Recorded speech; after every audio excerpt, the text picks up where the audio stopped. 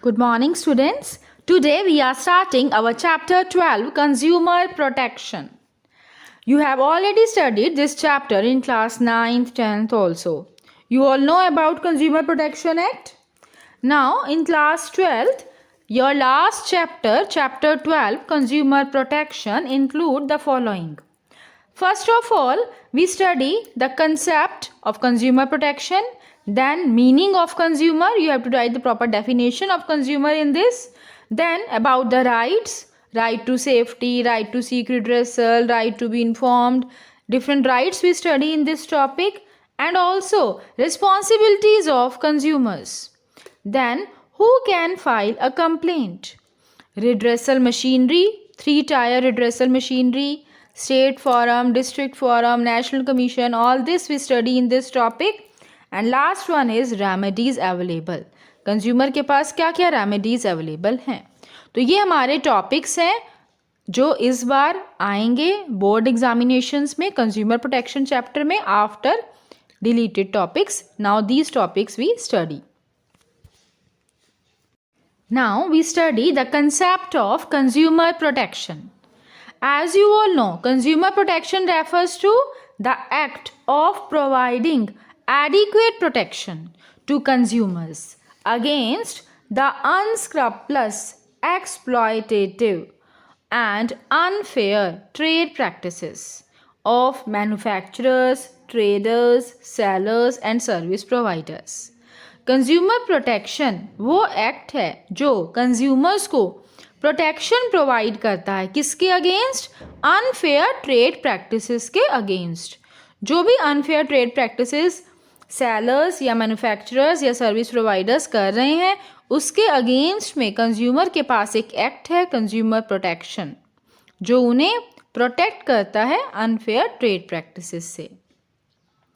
Now students, what are the rights of a consumer? Consumer के क्या क्या rights हैं, क्या अधिकार हैं?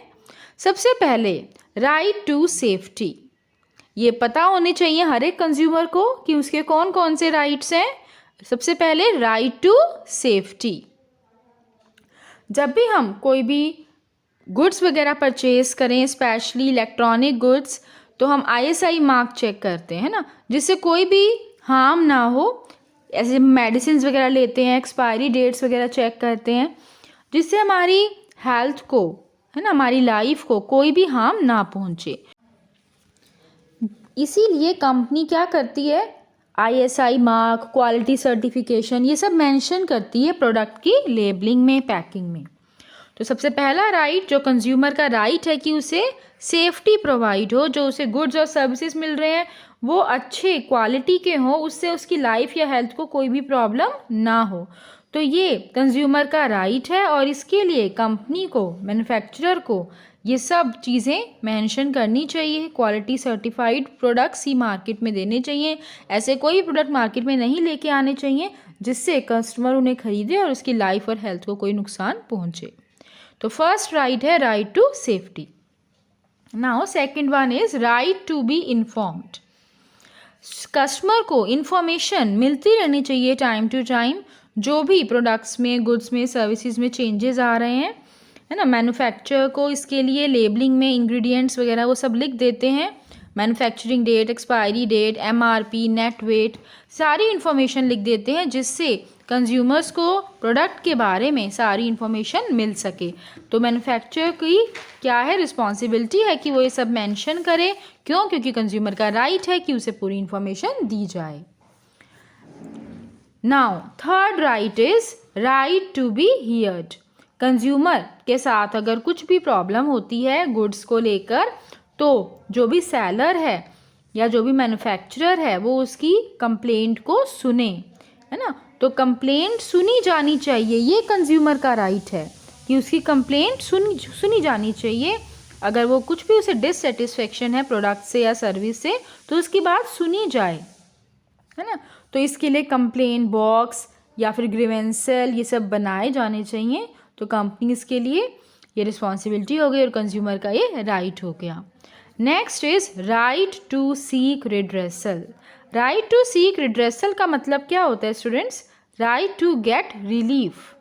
कि कंज्यूमर को रिलीफ मिलना चाहिए। मतलब अगर कुछ नुकसान हो भी गया है, मान लीजिए कोई गुड्स उसने खरीदे और उससे उसकी हेल्थ को या कुछ भी नुकसान हुआ है, तो उसकी कंपेंसेशन कंपनी को देना चाहिए, या फिर या प्रोडक्ट ख़राब निकला है तो बदल के देना चाहिए, चेंज करके देना चाहिए, या खराबी ठीक करवा के देनी चाहिए।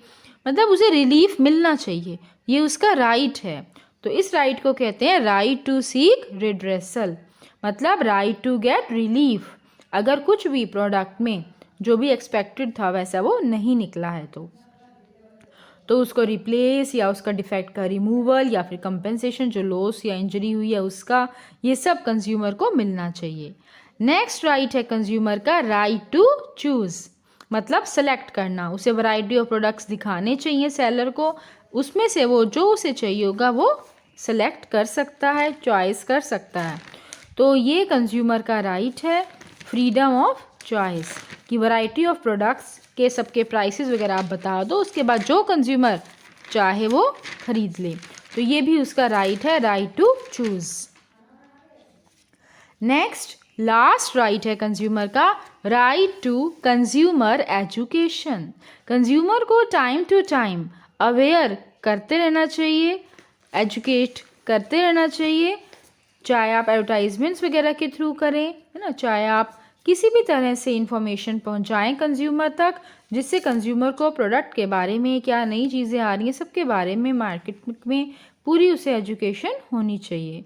तो आपको इन्फॉर्मेशन देनी चाहिए कस्टमर्स को अपने प्रोडक्ट और सर्विस के बारे में। तो कंज्यूमर को एजुकेट करना ये भी क्या है, कंज्यूमर का राइट है कि उसे proper information time to time मिलती रहे। So these are the 6 rights of consumers. I hope you all understand. Now next topic, responsibilities of a consumer. अभी हमने पढ़े कंज्यूमर के क्या राइट्स हैं, क्या अधिकार हैं। अब कंज्यूमर की कुछ रिस्पॉन्सिबिलिटीज़ भी हैं। तो क्वेश्चन को आप ध्यान से पढ़ेंगे एग्जाम में कि क्या पूछ रहे हैं, उसके अकॉर्डिंग आंसर लिखेंगे। राइट्स पूछ रहे हैं या रिस्पॉन्सिबिलिटीज़। अगर रिस्पॉन्सिबिलिटीज़ पूछ रहे हैं कंज्यूमर की, तो सबसे पहले आप क्या लिखेंगे, be aware about various goods and services available in the market so that an intelligent and wise choice can be made.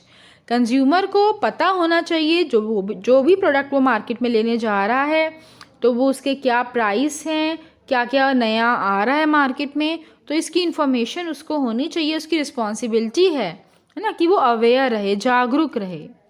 Next responsibility क्या है कंज्यूमर की, कि वो अच्छी क्वालिटी के गुड्स ही खरीदे। मतलब गुड्स खरीदते समय, मान लीजिए इलेक्ट्रॉनिक गुड्स हैं तो ISI मार्क चेक करते हैं, या खाने पीने की कोई चीज़ है तो FPO मार्क चेक करते हैं, या FSSAI, ये क्वालिटी सर्टिफाइड मार्क्स हैं, क्वालिटी अच्छी है इस बात का ये सबूत है।